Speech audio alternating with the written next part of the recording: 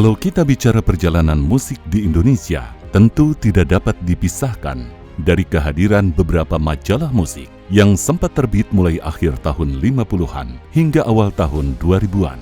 Kehadiran majalah musik menjadi referensi utama dan yang paling ditunggu-tunggu untuk mencari informasi terkini seputar musik, baik Indonesia maupun Barat. Sebelum media online berkembang pesat dan jadi andalan saat ini, majalah musik adalah sumber informasi utama yang jadi rujukan favorit di masyarakat. Membaca majalah musik, apalagi yang paling top dan tirasnya paling tinggi kala itu, menjadi sebuah peristiwa yang prestisius dan tidak banyak orang yang bisa melakukannya. Majalah-majalah musik tersebut memiliki ceruk masing-masing. Ada yang khusus menyajikan informasi umum dan aktual tentang musik. Ada pula yang sebatas menampilkan chord-chord lagu yang populer saat itu.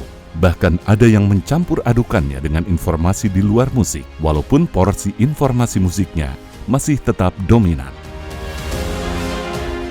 Di samping radio siaran, majalah musik menjadi rujukan satu-satunya saat itu. Karenanya, dia bisa menjalin kedekatan yang mesra dan intim dengan pembacanya.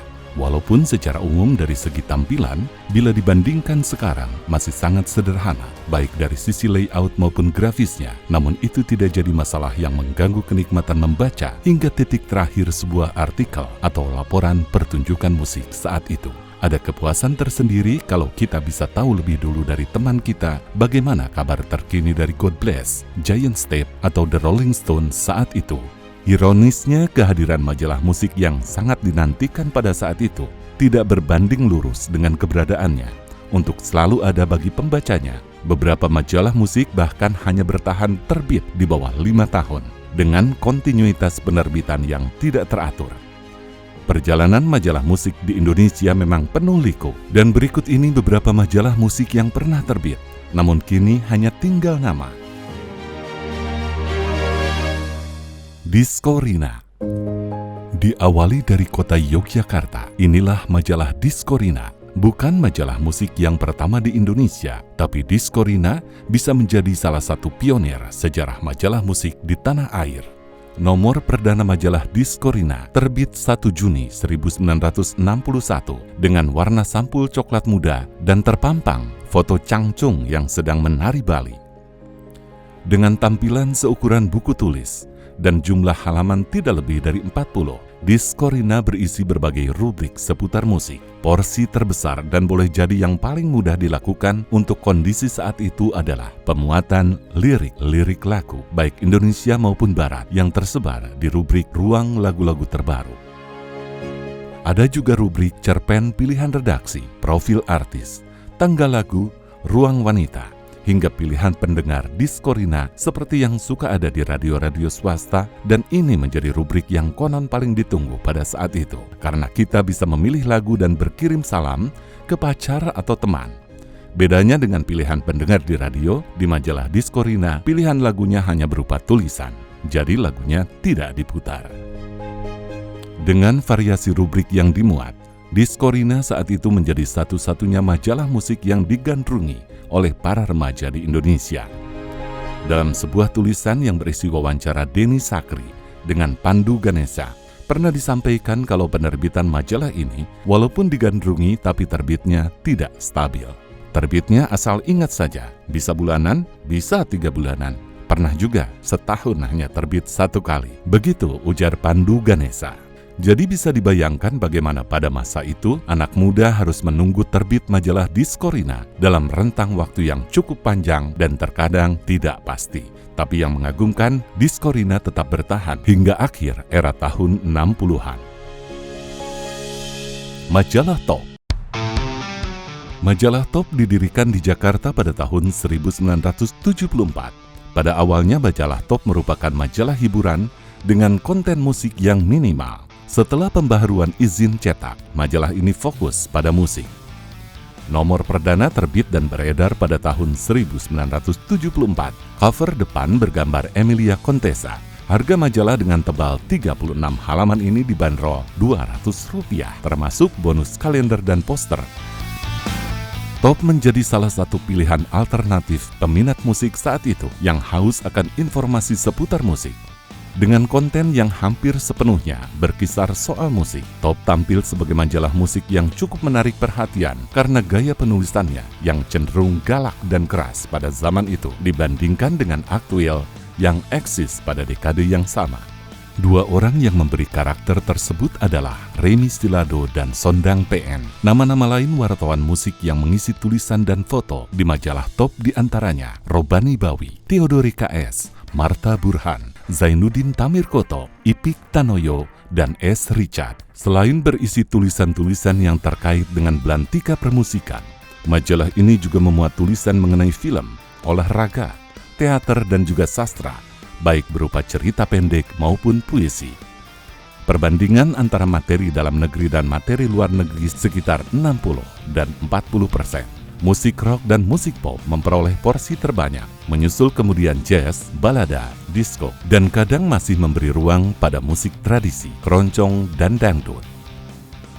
Walaupun segmentasi majalah ini lebih menyasar ke kalangan muda, namun Top tidak mengesampingkan penyanyi atau musisi yang populer pada zaman itu, biarpun dari kalangan anak-anak. Top pernah memuat profil Cica Kuswoyo yang jadi idola anak-anak pada saat itu. Fotonya bersama Heli, anjing kesayangannya, tampil di halaman muka.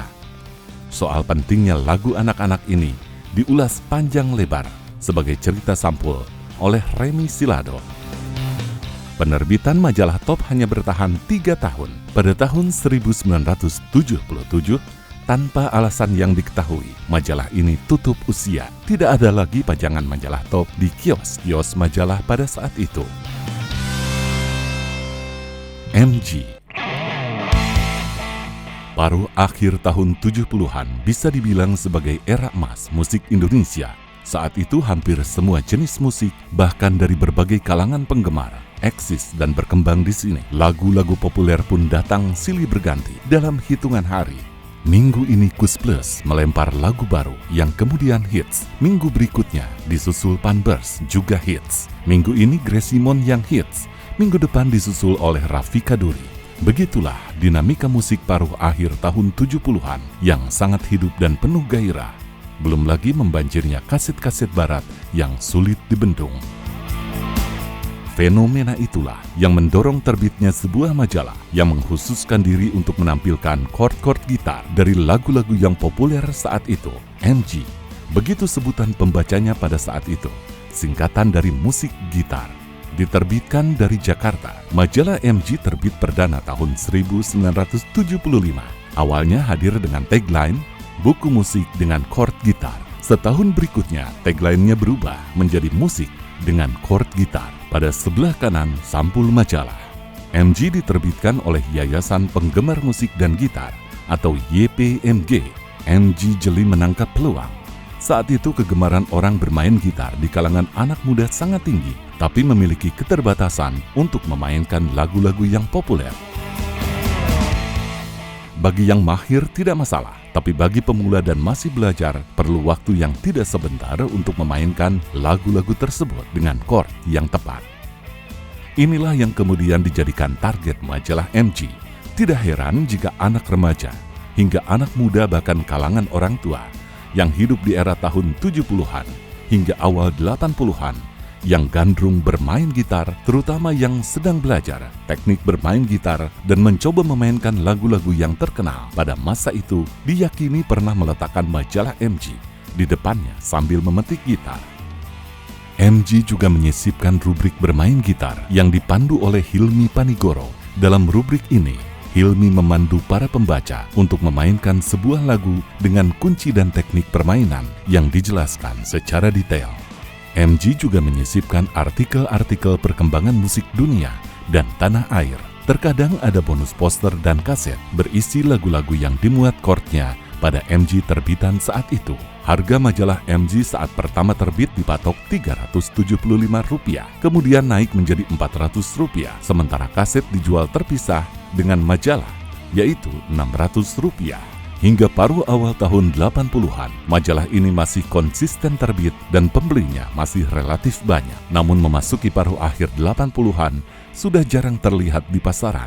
Hingga akhirnya, majalah MG menghilang. Top Chords.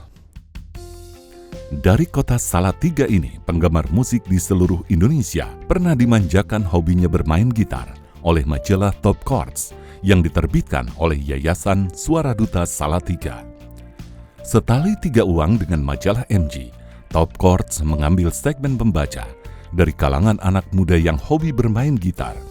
Namun rubriknya lebih beragam. Di samping itu, lagu-lagu populer nasional dan internasional yang ditampilkan tidak hanya chordnya, namun juga notasinya. Terbit perdana pada tahun 1976, berbeda dengan MG yang besarnya seperti ukuran majalah-majalah saat ini. Top Chords justru berukuran sebesar buku tulis. Di bawah tulisan Top Chords tercantum tagline, yaitu Pop Music Society, dan juga selalu menyertakan tagline lain di covernya, yaitu Sing, Sing a Song, Sing Out Loud, Sing Out Strong.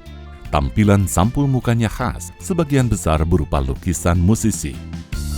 Untuk penampilan kertas, Top Chords terhitung sangat menarik. Diterbitkan setiap bulan. Selain memuat chord dan notasi lagu-lagu yang populer saat itu, Top Chords juga memiliki rubrik lainnya seperti artikel penyanyi, info hit dunia, serba-serbi musik, fashion Top Chords, kuis, hingga lagu dan apresiasi.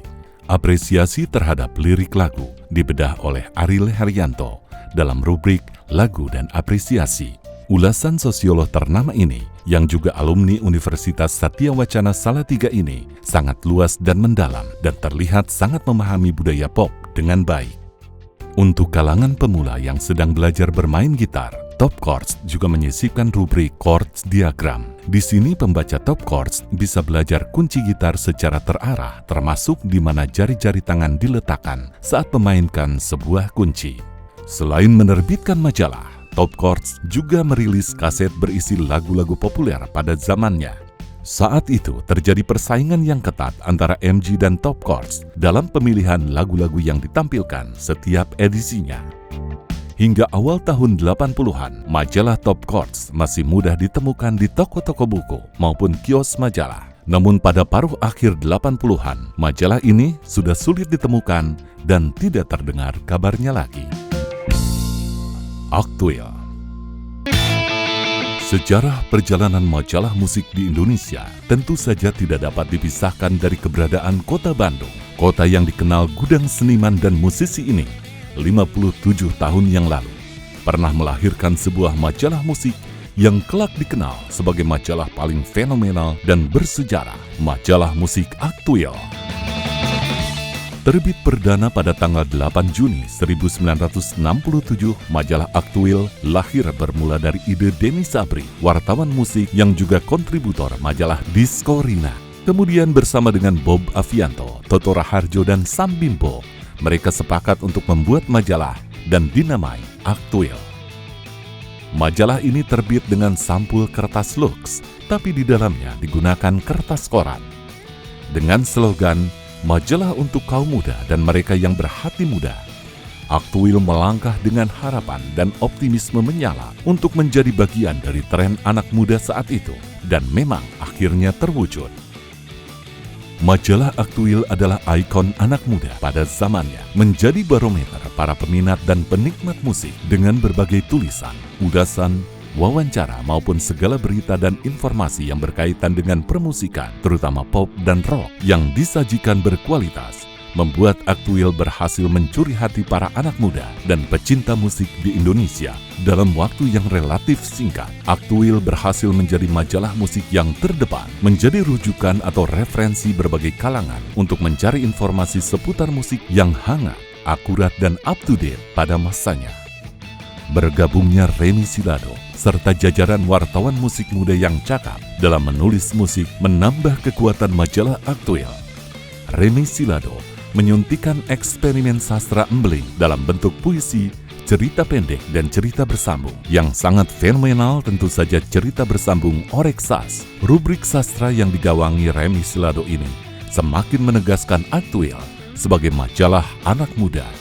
Tahun 1970 hingga tahun 1975 merupakan masa keemasannya saat Aktuil menjadi bacaan wajib anak muda di Indonesia. Bahkan dalam kurun 1973-1974, tirasnya pernah mencapai angka 126.000 eksemplar. Jumlah tiras yang fantastis untuk ukuran saat itu.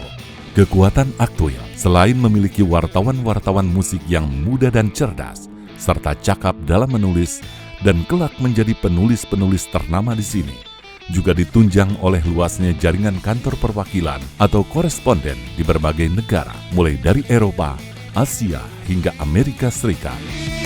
Aktuil saat itu juga menjadi majalah yang sangat berperan dalam mendongkrak popularitas musisi dan penyanyi. Beberapa musisi mengakui kalau keterkenalan mereka masa itu dan setelahnya diraih berkat dukungan pemberitaan dari majalah Aktuil. Penayangan artikel maupun sisipan poster musisi dunia dengan gaya busana yang rocker habis secara tidak langsung berpengaruh terhadap gaya busana anak muda saat itu maupun musisi-musisi tanah air. Walaupun bukan majalah mode, tapi majalah Aktuil menjelma menjadi kiblat mode atau fashion bagi anak muda. Hidupnya pertunjukan musik, terutama rock pada era 70-an, juga tidak terlepas dari peran majalah Aktuil yang secara rutin menggelar konser musik di berbagai kota di Indonesia. Hingga puncaknya, pada bulan Desember tahun 1975, majalah Aktuil berhasil mengguncang publik musik dengan menggelar konser di Purple di Stadion Utama Senayan, Jakarta atau Gelora Bung Karno saat ini. Ini merupakan sejarah dalam dunia permusikan di Indonesia, sebab konser ini menjadi kali pertama musisi internasional bisa tampil di tanah air. Selama 4 hingga 5 Desember 1975, puluhan ribu penonton memadati Stadion Utama Senayan. Tiket yang saat itu dijual dengan harga Rp1.000 sampai Rp7.500 ludes terjual. Ironisnya, sukses menggelar di Purple rupanya tidak berbanding lurus dengan perjalanan majalah Aktuil setelah itu. Tahun 1976, tiras Aktuil mulai menurun hingga pada tahun 1978 tirasnya terus menyusut menjadi 3.000 eksemplar.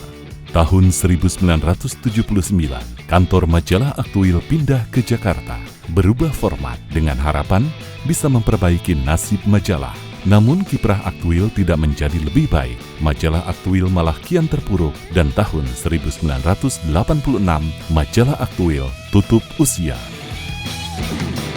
Majalah Aktuil memang bukan majalah musik yang pertama di Indonesia, tapi majalah Aktuilah majalah musik yang paling banyak meninggalkan kesan dan kenangan dalam perjalanan musik di tanah air.